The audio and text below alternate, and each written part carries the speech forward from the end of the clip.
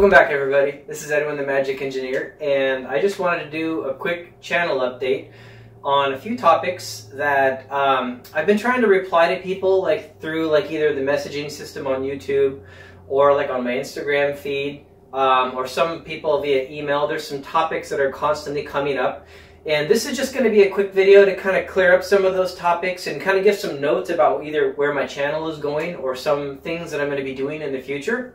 So I'm not going to be doing deck techs or anything in this video. If you're looking for that, just go ahead, skip forward. But if you want to hear where this channel is going to be going and what's kind of happening right now, stick with it. Okay, so got a couple of notes for myself here over on the board. So the first thing I wanted to mention, the Turbo Stasis deck. There was a comment that, there's a point in Rudy's video that I'll link right now, where Rudy basically asked me as he was reviewing my Turbo Stasis old school deck, Edwin, did you make this deck? And I said yes, and then all these people started flaming me on the comments below. So let me clarify that statement, because I keep having to clarify it with individual people. Let me just make a comment on it. No, I am absolutely not claiming to have invented stasis decks. No. I'm not claiming to have invented all the interactions with each of those cards with each other. No, absolutely not. I'm not claiming that. In fact, some of the interactions actually came to me through suggestions of other people. Some of them on Instagram, some of them on messages and stuff like that. The claim that I make is that that build of Stasis, that mono blue, full-on aggression, not sitting back playing defensive Magic, but aggressively playing the spells out with 4 vices on the table as the primary and only kill condition and no creatures. With the time that I started building my deck, I of course assumed somebody had done something like that before, but I definitely did sit down and brew that deck, and I made my own adjustments and changes, and I play tested it, and people that follow me on Instagram, they actually got to see those changes, and every once in a while I would post videos up on my YouTube channel. So I was, in fact, brewing it on my own, looking at only my own cards and my own interactions. Once I'd finally gotten to about the 2.3 version, and I posted that list online, and I was playing lots of games with people over Skype, some people really liked it, and I kept getting the comment that others thought that this was a unique take on Stasis. So I went back and I actually looked, and I couldn't find that build or that kind of strategy. I couldn't find any examples of it anywhere. And so I wasn't being arrogant, I wasn't being prideful. When Rudy actually asked me, did I invent or brew this, the answer is yes, I did actually sit there and brew it. No, I can't find any examples of it before. And everyone that kept trying to say after that Rudy asked me that question, you know, oh, there was versions of this before, then they show me an example. And the closest example I've seen was on this one website, and it was from 3 or 4 years ago. Somebody had posted, it was actually a very similar deck, but it was still even that one, which was almost there, was still 25 cards different out of 60, right? Which was, I mean, a lot of the intention and a lot of the pieces were there, but it still wasn't quite there because it had 4 counter spells and it had white and it had other stuff, so it still wasn't quite there.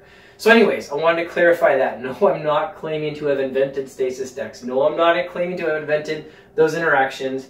I've just never seen my Turbo Stasis deck as I constructed it. I've never seen that before, and I've looked. So as far as I can tell, yeah, maybe I did come up with that build of Stasis. Next topic. And I just want to get through these clarifications because I want to be very legit on my channel.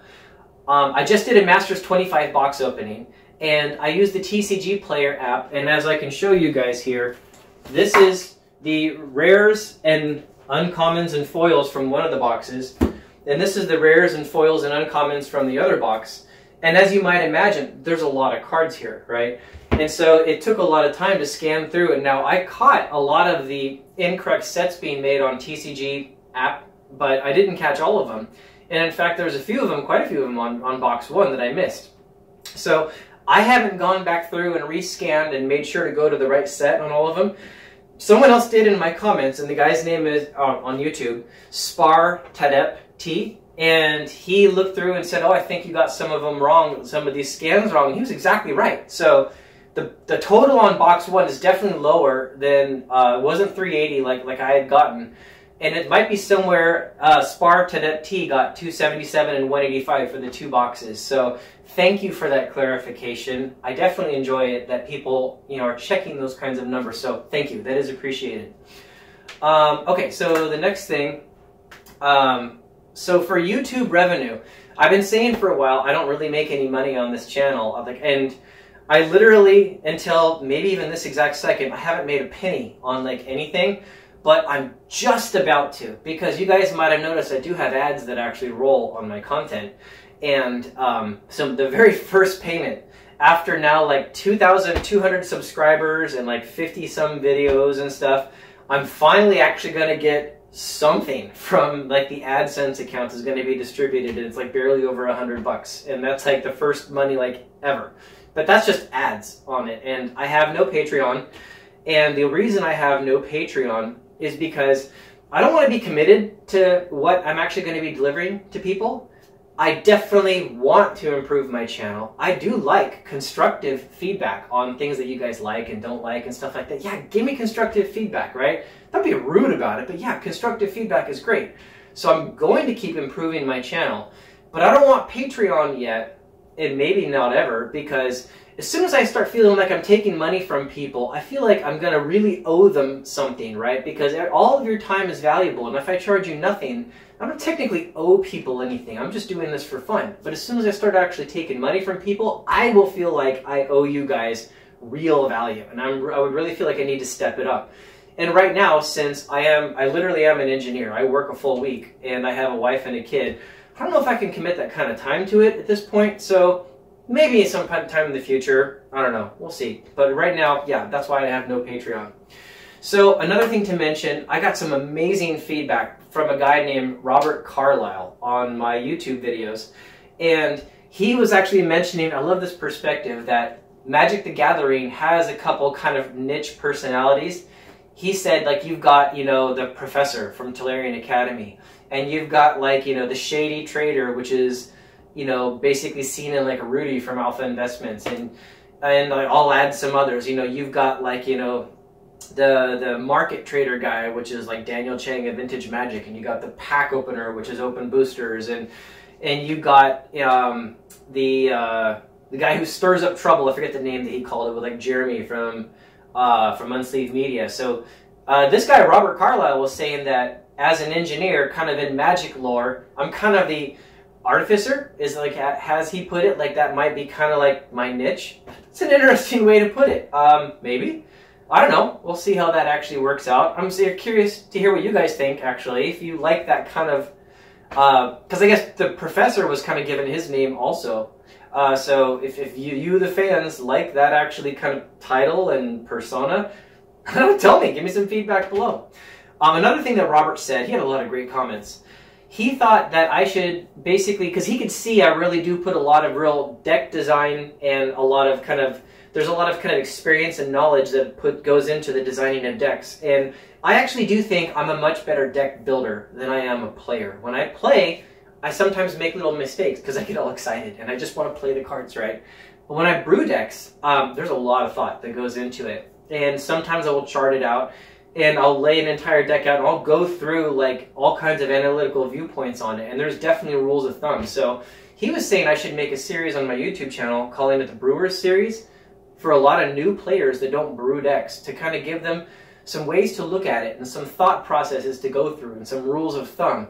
And he thought I should do that, and I like that suggestion. I might take that idea. Robert, look at that. I just flipped my cards everywhere. I might actually do that. I like that theory quite a bit. I like that perspective.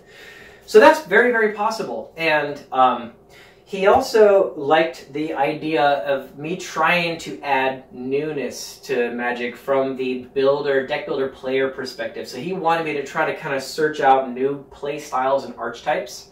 Kind of like, I guess, when he was inferring that Turbo Stasis deck, it was a very new take on Stasis. I mean, people almost always played it with like defensive, lock you down kind of decks, not like drinking from the fire hose, which is what my Stasis deck is. It's basically like more than you can take. It just overwhelms you with cards and stuff like that. At the same time, it locks you down and tries to tap you out while it's like vicing you to death. So that kind of thing. He wants me to try to go with that perspective, and I definitely like that. That's hard to do. If there's moments I see that that's possible, of course I'll try to do that. So anyways, Robert Carlisle, great feedback. It definitely deserved mention on the actual channel. Another thing is all the moxes and stuff like that, all the jewelry that I keep showing on Instagram and on the videos and stuff. I keep on getting questions from people to buy them. I only have one set. I'm not selling my one set because it actually was a gift. I am in contact with the actual creator, and I've gotten a couple things wrong for how I've described kind of the provenance of like how these came into my being and what the other ones exist. I asked him, okay, you know, help clarify me on a couple of those pieces, and I'm more than willing to clarify what that story was, and I haven't heard back from him yet. But so there is someone who made them. He's not interested, as far as I know, in making more, at least right now. But my set is definitely not for sale. So yeah, please guys, you know, I'm sorry, I can't make them. If you really want a set, your best bet is to find a jeweler who's willing to make them. And the cost per unit is like $200 for like the silver and the gold and the gemstones, for the created gemstones. But that's like the materials. I mean, really, truly, the real cost is finding a jeweler who's, first of all, willing to kind of risk their job doing it because they're making someone else's kind of thing. But secondly, I mean, the actual labor and the skill that goes into it, I mean, I'd expect to pay $1,000 to $1,500 per mox, honestly, for someone to really do it kind of like at that quality. So I honestly really got lucky that this guy was willing to sell them kind of at cost, you know, just for the love of the game and just move on. So anyways, that's that. So another thing I want to mention is, because I keep on getting, people are asking me questions, and when my channel had just a few hundred subscribers, I was absolutely replying to everyone, and people were asking me to review their decks and stuff, and I could keep up with it. I can't keep up with it now, and I only have like 2,000 subscribers, and I can reply to people, but when people send me a deck and say, can you look at this? And like, I have to, like, you don't even see the cards laid out. You just basically see like a link to all the new card names. So I have to go through and click the card names. You guys, that's like an hour or an hour and a half kind of job sometimes to really sit down and think it through, and I don't have that kind of time. So I'm sorry I don't for that. I am trying to reply to people, and almost all of you watching this channel, if you send me messages, you'll note I am replying, and I'm doing my best to keep up, but I can't, you know, so I'll try, right? Last couple comments. Okay, so three kind of exciting things. One of them is, I showed in this video that I'm going to link right now, and it's like the update, because I had my collection video where I was showing kind of the cards that are all in here, and then I had another update to the collection video where I showed the software, how I organized the collection. And MTG Studio was the main app I inventory my cards with, but I had to use Echo MTG to do the online pricing and stuff like that. And the creator of MTG Studio, he goes publicly by Gad D. Lord. He actually contacted me, and we spoke on a video chat, and he took a lot of my feedback, and he's recompiling the source code and rebuilding some newer versions and trying to put some new features in. So number one, he's going to have something new out pretty soon as a result of that. Secondly, I'm actually going to try to get a little bit of video chat with him so I can post it, and you guys can actually see Gad D. Lord's face, the creator of MTG Studio. So I think that's really exciting. That's one final cool thing. Two more. The signatures, I'm actually having people send me cards and ask for a signature, because I do actually sign cards. I'll show you an example. So here's a card that I actually signed, and this is one of the first ones, so you can see that's kind of the style that I kind of went with. But I was working that out. They're a little bit cleaner now. So the cards that I actually sign most of the time now, if people ask me to, this is the Chief Engineer, which I thought that kind of fits, right? So I've been signing these for people on a special request or as little giveaways. So I might do some of that if you guys are interested. But the reason I mentioned the signatures is if you want me to sign cards for you, just send it to my P.O. box. It's listed below inside of the description of the video. And if it's a lot of cards, then maybe with some return payment made or something, because if I get a lot of, I mean, of course, that could be a lot of payment. But yeah, I'll happily sign cards for you guys if anybody wants me to. And for eBay, the cards that I did open, and I am going to be like reselling on eBay, like the Jace and the Port and stuff like that, My eBay account, it's an old eBay account, but I've renamed it to Edwin the Magic Engineer, and I'll put that in the description. And if you guys want to buy the cards I opened up on the channel, then go to that eBay account. I'm going to have a lot of them listed, and if you buy them and you want me to sign them, then just tell me, and I'll sign the cards before I ship them off to you. No problem, right? Happy to do it. So, and the final thing, I am going to be at GP Vegas again this year. You probably heard Daniel Chang and some others actually talk about it. I'm actually going to be at the Vintage Magic booth working as a part of the Vintage Magic team. And hopefully we're going to get some old school tournaments going there, because they haven't had a lot. Channel Fireball hasn't. But I'll be partially working at the booth with Daniel Chang and with Rudy and with a bunch of other guys that are also part of the Vintage Magic team, like Jeremy Jones and Clint and some others, and Open Boosters. He'll be there. I don't know if he'll be in the booth or just there, but I know he'll be there too. But you'll have like a bunch of us, kind of, you know, the four of us there again, and it'll be pretty cool. So if you want to like meet me, if you want to maybe play an old school game with me, just show up to GP Vegas, and I will be there. And I'll even be doing little exhibition matches at the Vintage Magic booth on the side. I'll be playing games and stuff like that. And we'll all be like filming content and stuff for our channel, so that would be pretty cool. So anyways, that's my channel updates. Thanks everyone for all the new subscribers. Welcome to the channel. I'm going to be making some updates, like a new channel introduction video. I am going to be probably changing around like the intro music and things like that, and there's constantly improving the quality. But again, this is all just for fun right now, so just bear with me as I make all these improvements. But thanks for tuning in, guys. Bye.